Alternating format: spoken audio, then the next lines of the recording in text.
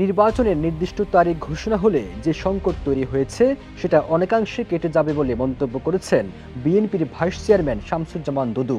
তিনি বলেন, আমি সরকারকে অনুরোধ করব ফেব্রুয়ারি মাসের প্রথমে হোক বা মাঝে হোক নির্বাচনের একটি দিন ঘোষণা করতে হবে। এখন অনেকেই বিএনপিকে আমলেই নিতে চাচ্ছে না। নির্বাচন হলে নাকি বোঝা যাবে কোন দল কোন ভাবে কতটা শক্তিশালী।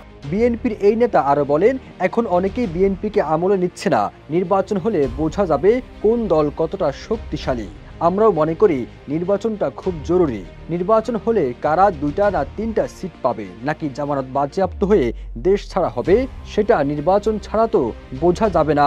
কিন্তু নির্বাচনকে পেছানোর ষড়যন্ত্র হচ্ছে জানিয়ে দুদু বলেন, কায়দা কৌশল করে সংস্কারের নামে, বিচারের নামে আরো কি ফিতনা সামনে এনে নির্বাচনকে কিভাবে ঠেকানো যায় সেই বিবেচনা সামনে এনেছে। ওয়ালটন এখন দেশের সীমানা পেরিয়ে পৌঁছে গিয়েছে 50টিরও বেশি দেশে। ওয়ালটন, ঘরে ঘরে বিশ্বজুড়ে। শামসুজ্জামান দুদু বলেন, স্বৈরতন্ত্র যেন আর বাংলাদেশে ফিরে আসতে না পারে তার একমাত্র পথ গণতন্ত্র প্রতিষ্ঠা করা। গণতন্ত্র ছাড়া বাংলাদেশকে রক্ষা করা যাবে না।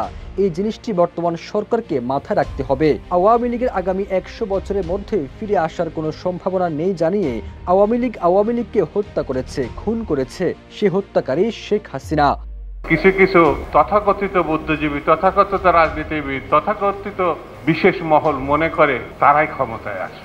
বিএনপির এই ভাইস চেয়ারম্যান বলেন, কিছু তথাকথিত বুদ্ধিজীবী রাজনীতিবিদ মনে করেন তারাই ক্ষমতায় আসবে।